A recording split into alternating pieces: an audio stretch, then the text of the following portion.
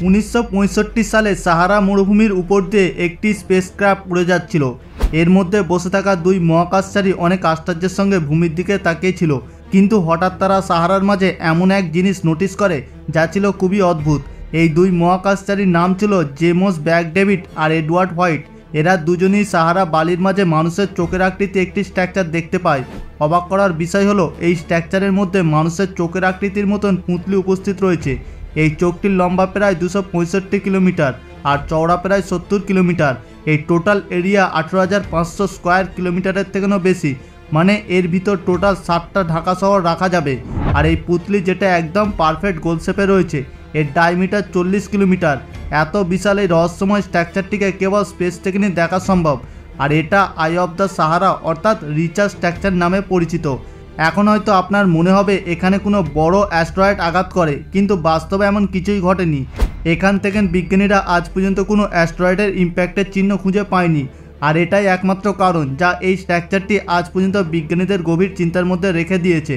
1000 mile পর্যন্ত বিস্তৃত সাহারার বুকে এই আজব আর নিখুঁত গোল আকৃতি কীভাবে তৈরি হয়েছিল এই বিষয়ে আমাদের কোনো ধারণা নেই ঠিকই, কিন্তু ইতিহাসবিদরা প্রাচীন ইতিহাসে হারিয়ে যাওয়া যে বিখ্যাত শহর আটলান্টিকের নকশা উল্লেখ করেছিল তার সঙ্গে এটার অনেক মিল রয়েছে।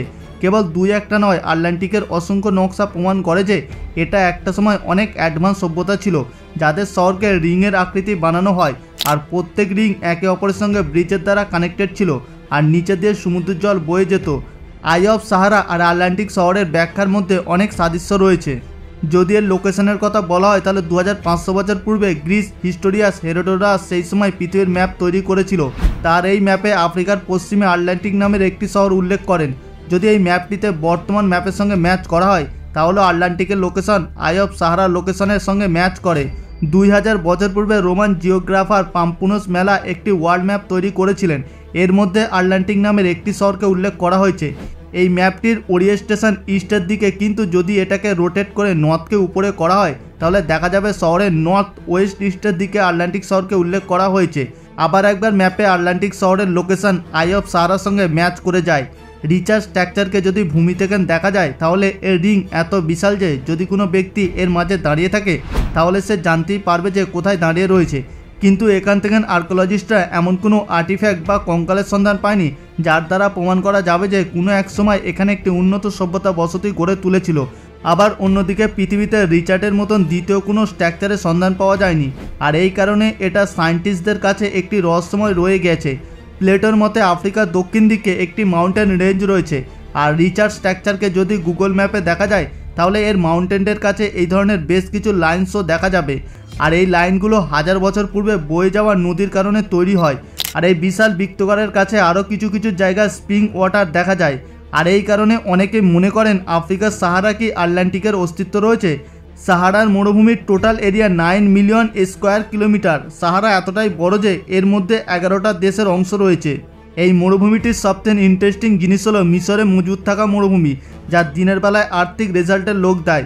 এর সাদা বালি আর সাদা লাইমস্টোনের ফর্মেশন দেখে মনে হবে যেন কেউ একে বিশেষভাবে শেপ দিয়ে খোদাই করে বানিয়েছে, কিন্তু আসল ফ্যাক্ট হলো লক্ষ বছর পূর্বে এই জায়গাটি সমুদ্রের তলদেশে ছিল। আজ থেকে 250 মিলিয়ন বছর পূর্বে যখন আমাদের পৃথিবীতে ডাইনোসরের রাজত্ব চলত, সেই সময় এই জায়গায় টেটিস নামের একটি সাগর ছিল, আর সাগরের তলদেশে এই লাইমস্টোনের লেয়ারগুলি মজুদ ছিল। কিন্তু সময়ের সাথে সাথে যখন নতুন কন্টিনেন্ট তৈরি হয় এখানে তখন সমুদ্রের অস্তিত্ব শেষ হয়ে যায়, আর এই জমে থাকা লেয়ারগুলির উপর প্রথমবারের মতন হাওয়া লাগা শুরু হয়, আর হাওয়ার ক্ষয়ের কারণে লাইমস্টোনের ক্ষুদ্র ক্ষুদ্র কণা বালি রূপে ছড়িয়ে পড়তে থাকে, আর ধীরে ধীরে এটা সাদা মরুভূমিতে রূপান্তরিত হয়েছে। কেবল সাদা মরুভূমি নয়, বরং সম্পূর্ণ সাহারা মরুভূমি তৈরি হওয়ার পিছনে এটাই একমাত্র কারণ। যেখানে সাদা লাইমস্টোন ছিল সেখানে সাদা মরুভূমি হয়ে যায়, আর যেখানে সেন্ডস্টোন ছিল সেখানে অরেঞ্জ কালারের মরুভূমি হয়ে যায়। সাহারার এই আনলিমিটেড বালি দেখে মনে হবে এটা একটা অপ্রয়োজনীয় জিনিস, না একে কনস্ট্রাকশনের কাজে মিক্সার বানানোর জন্য প্রয়োজন পড়ে, আর না রয়েছে এর অন্য কোনো প্রোডাক্টের ব্যবহার। কিন্তু বাস্তবে এই সাহারার বালি যা 4000 কিলোমিটার দূরে অবস্থিত অ্যামাজন রেন ফরেস্টের গাছপালাদের জীবিত রেখেছে। প্রতি বছর মিলিয়ন বালি হাওয়ার সাথে সমুদ্র পার করে সাউথ আফ্রিকায় গিয়ে পড়ে, আর এই বালির মধ্যে মজুদ রয়েছে 0.08% ফসফরাস। এক্সপার্টরা মনে করেন অ্যামাজন জঙ্গলের ফসফরাস লেভেলকে মেনটেন রাখার জন্য এতটাই ডাস্ট যথেষ্ট। অ্যামাজন জঙ্গলে বৃষ্টির জলের সঙ্গে ফসফরাস নদীতে বসে যায়, কিন্তু যদি সাহারার ফসফরাস অ্যামাজন জঙ্গলে গিয়ে না পড়ে তাহলে এখানে মাটিতে ফসফরাসের ঘাটতি দেখা দেবে। ফলে নতুন প্ল্যান্ট আর বের হতে পারবে না। তাই সাহারার এই বালি না থাকলে আজ অ্যামাজন জঙ্গলের অস্তিত্ব থাকতো না। সাহারা মরুভূমিতে এনোটো প্লাটো নামে একটি জায়গা আছে, যেখানে একটি গোপন বাগান রয়েছে। এই জায়গাটি উত্তপ্তময় মরুভূমিতে ভ্রমণ করা পথিকদের জন্য স্টপ হবার। এখানে উটেরা জলপান করে আর পথিকদের বিশ্রাম নেওয়ার জন্য রয়েছে ঠান্ডা গুহা। আর এই গুহাগুলিতে প্রাচীন সাহারার আজও কিছু নমুনা দেখা যায়, যা প্রমাণ করে একটা সময় সাহারা সবুজ অরণ্য দ্বারা পরিপূর্ণ ছিল। গুহার ভিতরে অসংখ্য রক আর্ট দেখা যায়, যার মধ্যে গরুর আর্ট সবচেয়ে বেশি রয়েছে। এই প্রাণীদের সেখানেই দেখা যায় যেখানে তাদের জন্য রয়েছে পর্যাপ্ত ঘাস, কিন্তু আজ এখানে উট ছাড়া আর অন্য কোনো প্রাণী দেখা যায় না। 1940 সাল পর্যন্ত এখানে কেবল গোনাকটি কিছু আফ্রিকান লায়ন দেখা যেত, কিন্তু বর্তমানে তাদেরও বিলুপ্তি ঘটে। প্রাচীন মিশরের রাজা তুতানখামুনের নেকলেসের এই অদ্ভুত জ্যামস্টোনের রহস্য এই সাহারা মরুভূমির মধ্যে লুকিয়ে রয়েছে। এই পাথরটি গবেষকদের কয়েক বছর ধরে গভীর ধাঁধার মধ্যে রেখে দিয়েছিল। এটা একটা ন্যাচারাল গ্লাস স্ট্যান্ড, যা পৃথিবীতে আর কোথাও পাওয়া যায় না।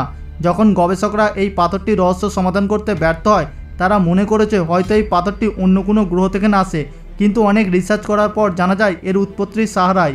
সাহারা লেবিয়ার কাছে এমন অনেক পাথর বালির উপর পড়ে আছে, আর এর কিছুটা দূরে 1000 ফিটের একটি ক্রেটার দেখতে পাওয়া যায়।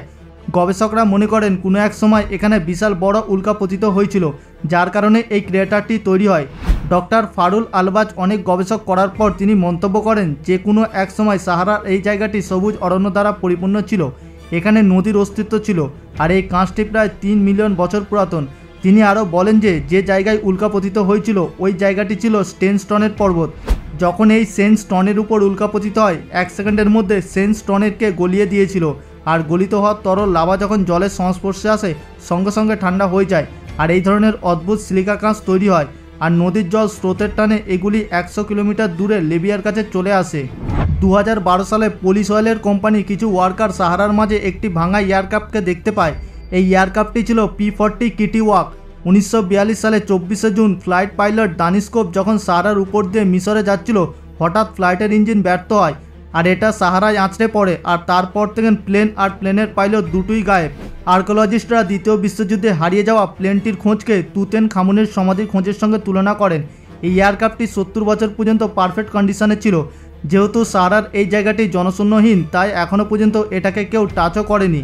আর্কোলজিস্টরা এই প্লেনের আশেপাশে পাইলটের হাড় কঙ্কালের অনেক সন্ধান করে, কিন্তু তার কোনো হদিশ পাওয়া যায়নি। কেবল প্লেনের পাশে একটা প্যারাশুটের শেল্টার বানানো রয়েছে, আর এটা থেকে মনে হচ্ছে যেন পাইলট এখানে আশ্রয় নিয়েছিল। কিন্তু খাবার জল শেষ হতে সে সেফটির জন্য কাছাকাছি লোকালয়ের সন্ধানে বেরিয়ে পড়ে। যেহেতু এই এয়ারক্রাফটটির কাছাকাছি শহর থেকে প্রায় 200 মাইল দূরে ভেঙে পড়েছিল, তাই এতটা পথ সে পায়ে হেঁটে পৌঁছাতে পারেনি। ক্ষুধা আর পিপাসার জ্বালাতেই এখানেই সে মারা যায়, আর হাওয়ার সাথে বালি এসে চাপা পড়ে যায়। নভেম্বর 1974 সালে ইকোপিয়া হাদার অঞ্চল, যেটা সাহারা অবস্থিত, এখান থেকে আর্কোলজিস্টরা মানবজাতির সবচেয়ে পুরাতন কঙ্কাল সন্ধান পায়। এই কঙ্কালটি 40% কমপ্লিট ছিল, যা প্রায় 3.2 বিলিয়ন বছর পুরাতন। অনেকের ধারণা মানব সভ্যতার শুরু যে এরিয়া সম্পর্কে বলা হয়েছে তা বর্তমানেই আফ্রিকায়, প্লাস বৈজ্ঞানিকভাবে প্রমাণিত যে মানবজাতি সর্বপ্রথম আফ্রিকায় সূত্রপাত হয়েছিল। আর্কোলজিস্টরা এখান থেকে মানুষের হাড় কঙ্কালের সাথে সাথে প্রাচীনকালে প্রাণীদের জীবাশ্ম সন্ধান পেয়েছে। এ থেকে স্পষ্ট বোঝা যায় যে একটা সময় সাহারা মরুভূমি বসবাসের উপযোগী ছিল। বন্ধুরা, আজকের এপিসোড এখান পর্যন্ত। আজকের এপিসোডটি আপনাদের কেমন লাগলো নিচে কমেন্টে অবশ্যই আমাকে জানাবেন। যদি ভিডিওটি ভালো লেগে থাকে ভিডিওটিকে একটি লাইক করবেন এবং সকলের সঙ্গে শেয়ার করে দেবেন।